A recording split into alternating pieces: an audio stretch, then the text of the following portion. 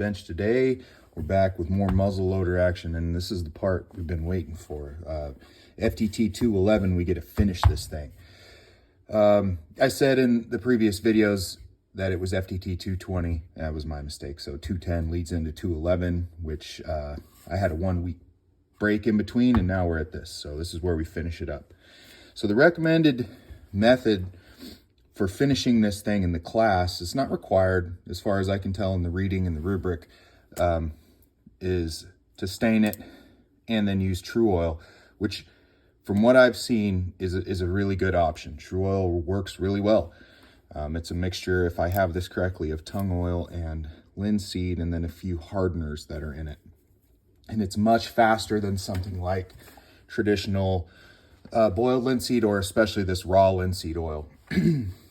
So the problem is there's a million of these muzzle loaders out there with the walnut True Oil stain finish, and I kind of, want mine to stand out a little bit. So I got this rusty walnut, which is a little more red, and I've seen a few options of using this versus this, or using the two stains together and then the True Oil finish. But I'll tell you what I also have is this red oil that I made. It looks a little crazy, but this is basically raw linseed oil and alkanet root, which is a traditional way of finishing gun stocks. And I did a Model 70, Winchester Model 70 stock in it. This isn't even, I haven't even sealed this yet. This is just that alkanet root. But, this is my garage lighting. Let me tell you, out in the sun, this thing looks great. I love the red brown color, and I'm very tempted to use that on this muzzle loader. The only downside is that it takes forever to set up. These type of oils, all of them, protectant oils, they get into the wood and then they polymerize and then they leave. That's how they protect. So it gets into the wood fibers and it cures, sets up, hardens, and that's how that works. Another option is this Watco Danish oil, which I've used and had good success with, but it's a little light for what I'm trying to do. Of course, we've got regular wood stain, Varathane, and then we've got this spar varnish, which is like a bench top varnish. So I think what I'm going to do, against my better judgment, just for time's sake, I'm going to go with the old traditional stuff, which is raw linseed. And then I'm going to, after 2 coats, we'll say, I'm going to hit it with the spar varnish. And this takes time to set up, guys. You got to allow yourself anywhere from 24 hours to, a week sometimes for your traditional linseed oil to set up. Depends on the humidity in your area. It depends on the heat. So if it's a nice, warm and dry area that you've got to work in, you might be able to get a thin coat of this stuff to set up in a day or two. Do not get in a hurry when you're using any of these, especially old linseed oil, because it'll build up and you'll get these crazy layers that are just gummy and they never seem to set up, and you'll go to sand it and it'll just clog up all your sandpaper, and it's not good. Only use it if you've got the time. If you're in a hurry, this stuff works great, okay? So that's what we're gonna do. That's what we're doing this week. Also, we're gonna polish the brass. You can see I've got that all kind of roughed in, so that still needs some love, and a bunch of other stuff. I got a little carried away and forgot to film that I am finished sanding. So this is about the second or third time that I have wet this whole thing with just a wet rag and then hit it with the heat gun.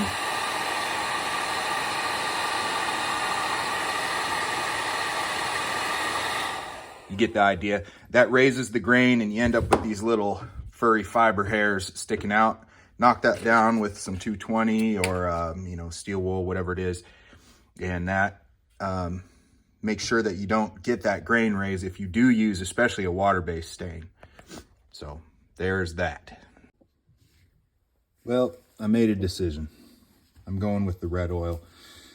Just a quick breakdown on this stuff. This is what was traditionally used, as far as I can tell, way back on English rifles. Some of the higher end English rifles still use it. It's just linseed oil with alkanet root in it, and you have to let it soak for a while.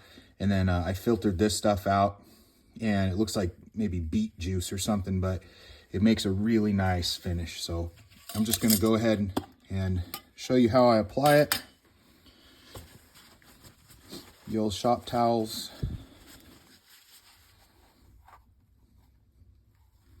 Give yourself a good bit on there.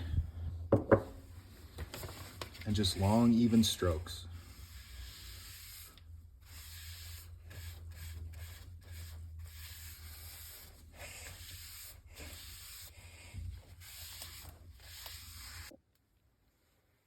Well, that experiment was kind of a fail.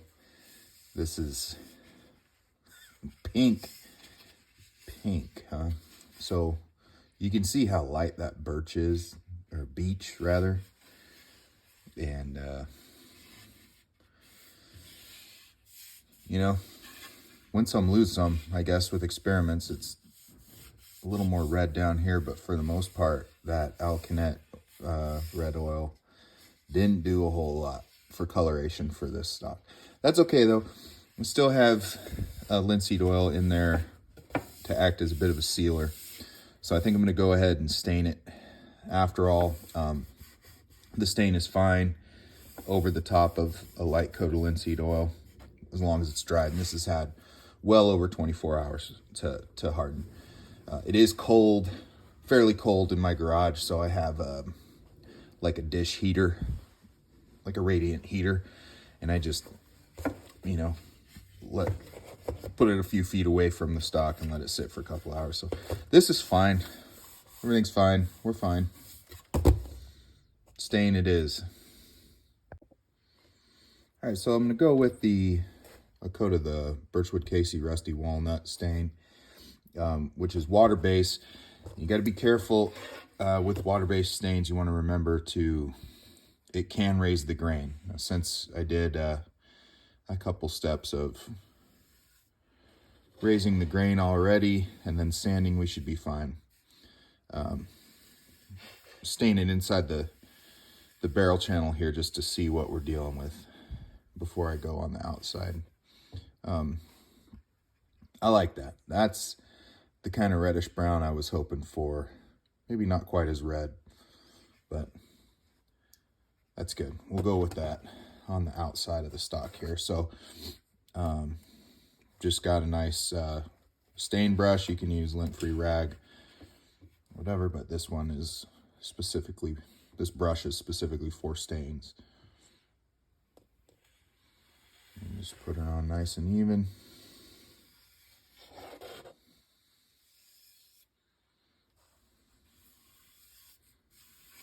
We'll do several coats of this. So you want to avoid runs if you can, but it's not the end of the world on the first coat. We'll come back over it.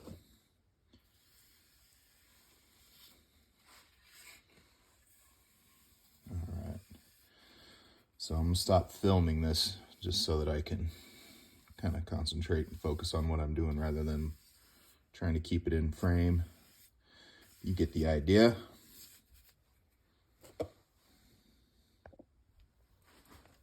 All right, there is our first coat of stain, still wet.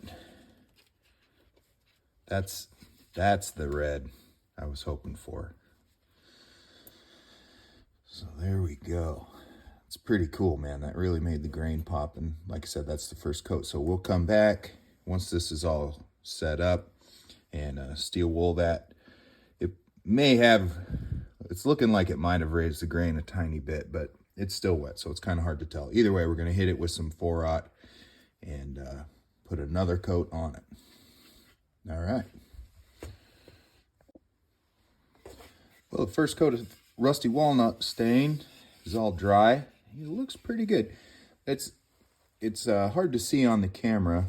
It looks more brown on the camera than it does in person. It's pretty red. So I think what I'm going to do is put the next coat on of regular walnut and try and tone down a little of this red, make it a little more brown. But first, we're going to take some of this. This is 2-aught steel wool, 2-aught. I know I said 4-aught earlier. And go over all this because it did kind of raise the grain just a bit. And so I'll knock it down with the steel wool. This has been degreased. Some of this stuff comes with like a thin coat of oil or something on. I don't know what it is, but I always hit it with some mineral spirits or acetone or mineral spirits. So that just to clean and degrease, de-oil this stuff. It's just something I heard online and it makes sense. So just nice and light. We'll knock those little hairs down. If you know what I'm talking about, it's like when we raised the grain, it's nowhere near as prominent as when I used a wet rag. I did that twice. Went back and checked. Wet rag, hit the whole stalk, hit it, and then hit it with the heat gun, and it did raise the grain considerably. I knocked that down with 220 grit and just a nice light sanding. This is nowhere near the as the grain is nowhere near as excessive or standing up or prominent. Still fairly smooth, but if we're gonna do it, let's do it right. So I'll knock this all down, hit it with another coat of the walnut stain, let it dry, and then we'll see about putting a finish on it. Well, I got a second coat of the rusty walnut on the stock, and it's hanging over there drying, doing its thing. And while that's going on, I think we should do something about this bright work. It's pretty rough. So there's a couple parts, especially where I had to shape it, that it's just file rough. So for starters, we'll sand it down. Some of them aren't so bad, just need polished up.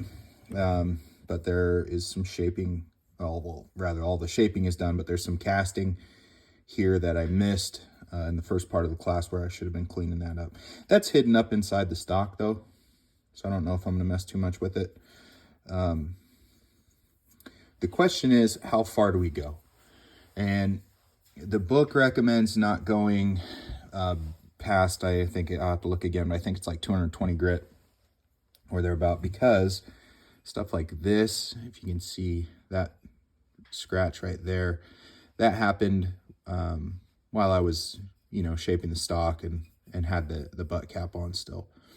So if you go too shiny, I mean, we can make this mirror bright. I've got polishing compound, and I've got Dremel tools with rouge, and I've got every kind of thing to polish this up mirror bright, but how long will it stay looking good before it gets a little bitty scratch in it and it just ruins the whole look of it? So if we keep it with the brushed look, the idea is it'll cover scratches, hide scratches a little more. And since I do intend to actually use this muzzle loader for hunting, I think I'm going to go with that book recommendation of leaving it with a satin or a brushed finish. So we'll get our sanding materials and all that stuff ready, and I'll show you how we do it. All right, well, I lied about the 220. We go 320 and 400 wet dry sandpaper.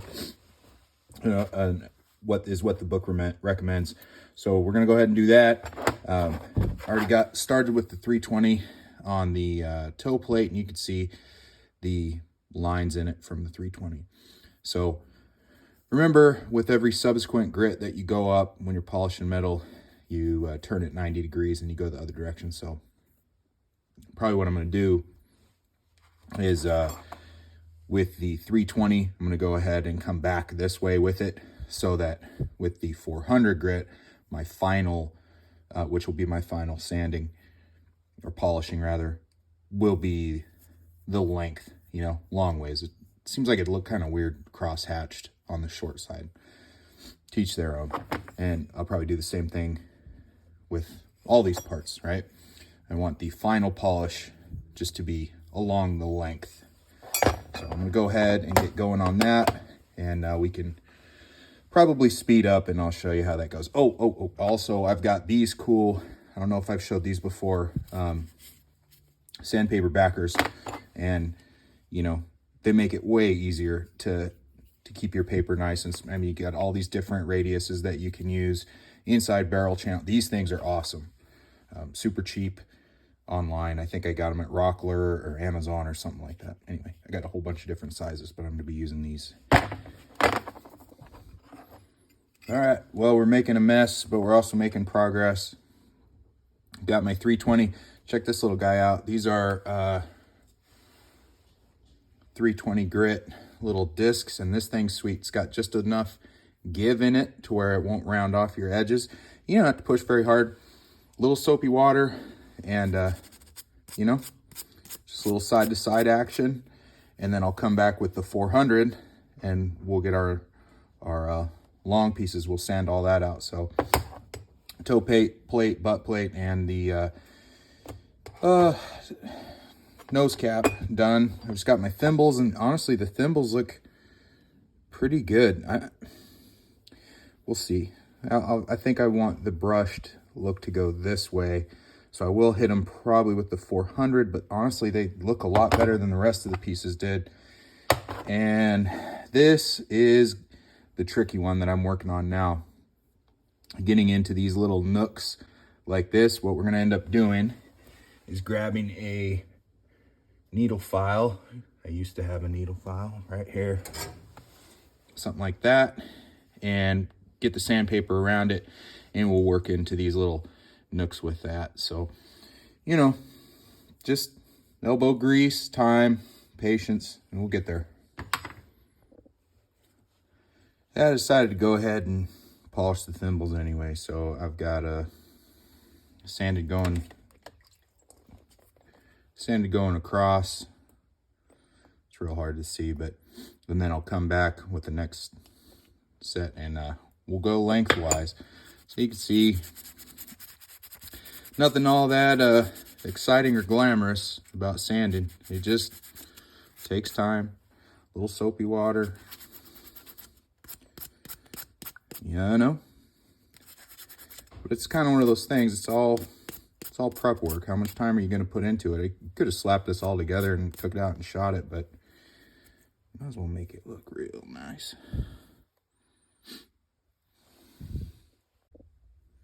All right, well, that's the 320 done. I'm going to lose my little sanding doohickey here because, well, I don't have any Velcro backed 400 grit, but that's all right. We'll go back to using our blocks. And just to kind of demonstrate again real quick, you know, we've got our cross hatch looking marks from our 320 grit, and hit her with the 400 at a 90 degree to our previous marks. And looky there. So I'm just going to go ahead and do that to all these pieces, sand across from what I just did with the 320, and then we'll be pretty much done with the brass anyway. There it is with 400. I like it. Now that I look at it, I really like it. So I'm going to go ahead and stick with the 400 grit and not go any further than that. Looks pretty good. All right, there's all my brass, final polished, looking pretty good. I like it. So the question now is, do I hit it with the brass ager? This stuff kind of turns it black, puts a patina on it. And I had thought about doing that. I don't know. For this week, the assignment is just to get this far with it. It doesn't say anything about adding the brass ager. That was kind of just my own deal. So should I do it? Should I not do it? I don't know. I think this, it'll look good as it is, but if we put the ager on it and then hit it, I've seen people take like denim from old jeans or something and then burnish it after it's black, and it just gets left in the low parts, and it kind of looks pretty cool. I think it looks cool anyway, so we'll see. We'll see. I'll think about it. I don't have to do it this week. But there's our brass all done. Now it's time to take a look at the stock. It should be all drying from its final coat of stain, and we'll think about putting some finish on that. How about I completely forgot about the ramrod? Dang it, I'm gonna have to sand and stain this guy too. Don't forget your ramrod. That's pretty important for a muzzle loader. So there's our 2 coats of rusty walnut and 2 coats of brown. Or no, 1 coat of rust, 1 coat of brown, and then a coat of rust over it. Yeah. I don't know why it took on this crazy tone, but I like it. It looks super aged. It's all just stain. So with this look to it, I think it's where the end grains are. It absorbed a lot more of the brown. But anyway, with this look to it, I think it looks sweet with the dark aged brass. But we'll get to that. For now, what we're gonna do is seal and finish this thing with spar varnish. This is a marine grade satin, and it's gonna take several coats. We put it on, sand it down, put it on, sand it down, and it's gonna fill the grain and provide that weatherproofing that I'm looking for, because I hunt and live in the Pacific Northwest, and when deer season rolls around, it is just wet. There's no 2 ways about it. I realized I said I'd show it to you wet once it was varnished. So there it is. I even got the inside of the barrel channel because honestly, like I said, this thing needs weather protection. So looks pretty dark and shiny right now. It's satin finish. So hopefully I'll let it sit here and kind of chooch for 15 minutes, 20 minutes, and then wipe the excess off. And it shouldn't be so glossy.